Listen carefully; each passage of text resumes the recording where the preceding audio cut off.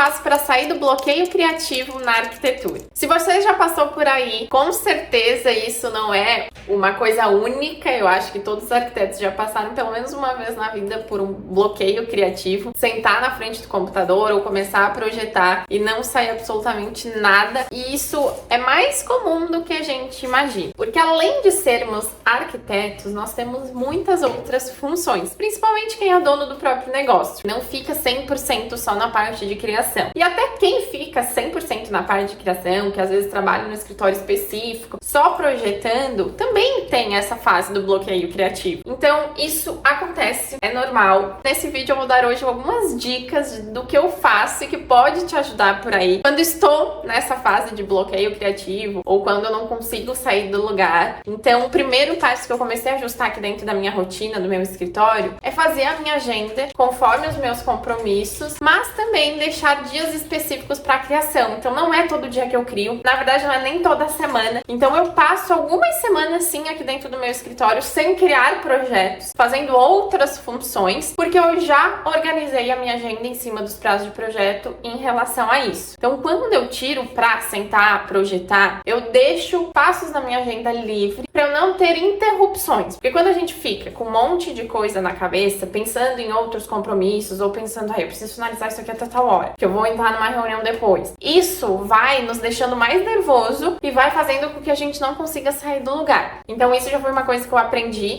Se eu tenho ali um intervalo de 1 hora, 2 horinhas no meu dia entre um compromisso e outro, eu não vou sentar para projetar, eu vou fazer outras funções mais no automático, mas não realmente criar algo do zero nesse período de tempo. E quais outras estratégias que eu também comecei a fazer para conseguir sair aí da minha zona de conforto? Porque eu sei que a gente tem o Pinterest, tem o ArcDaily, tem um monte de site na internet, mas quando a gente olha só um lugar de referência, isso também acaba a gente buscando as mesmas referências sempre e a gente não sair da nossa bolha, porque é muito confortável. A gente entra no site e isso é muito confortável para nós. Mas eu acredito que nós que trabalhamos com arquitetura, tá muito além só do Pinterest. As nossas referências, elas precisam ir além, porque a gente trabalha com criatividade. Então, começando a falar de sites ou redes sociais, eu não vou falar que eu não uso, porque eu uso muito. Eu acho que todo dia é uma página que tá aberta aqui no meu computador, o Pinterest, mas não só. Então, eu tendo a buscar referências também em redes sociais de referências na área da arquitetura para mim. Então, isso tem me ajudado muito, porque muitos desses arquitetos, renomados arquitetos que eu me identifico, às vezes eles não estão postando lá no Pinterest, porque às vezes foge,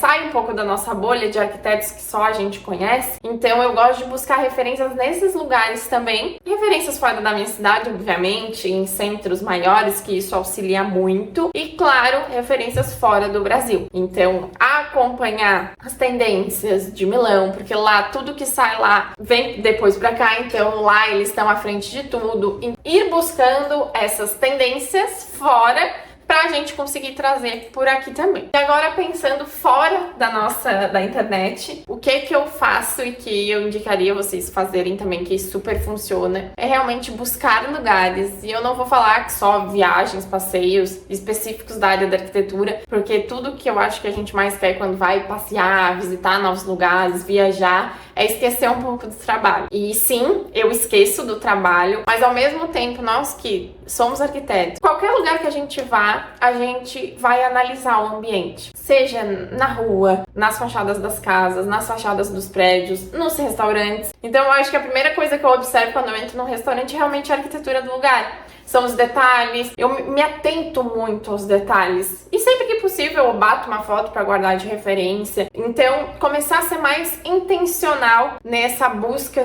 de onde vocês vão e os lugares que vocês frequentam. E às vezes a gente tem tantas coisas que a gente não sai aqui da frente do computador, do escritório. E muitas vezes isso acaba atrapalhando mais do que ajudando. A gente acha que isso vai desafogar as coisas aqui dentro do escritório, mas não. Então, às vezes a gente precisa parar e fazer as nossas coisas no outro dia eu voltar mais renovado e revigorado. Não adianta querer fazer de tudo porque precisa finalizar, porque às vezes a gente precisa dessa pausa, porque senão a gente realmente não vai sair do lugar. E uma terceira dica que me auxiliou muito, e isso a gente nunca pode parar de fazer, estudar e se aperfeiçoar. Tanto no assunto arquitetura, quanto no assunto mundo, num contexto geral, a gente precisa estar por dentro de tudo que está acontecendo no mundo, na atualidade, fora daqui, nas tendências, nessa questão também da internet, então, do avanço da inteligência artificial. Então, isso tudo a gente precisa estar por dentro, não parar de estudar, não parar de ler, a gente não pode parar de buscar informação, referência, onde quer que a gente esteja. E aqui embaixo na legenda eu até vou deixar uns livros de indicação que me ajudaram e me ajudam aí nessa parte da criação e dessa questão de não ter muitos bloqueios criativos. Mas faz esses ajustes aí na sua rotina que com certeza vão te ajudar. Se você gosta desse tipo de conteúdo, de arquitetura, rotina, gestão, continue nos acompanhando porque aqui no canal tem vídeo toda semana. Até a próxima!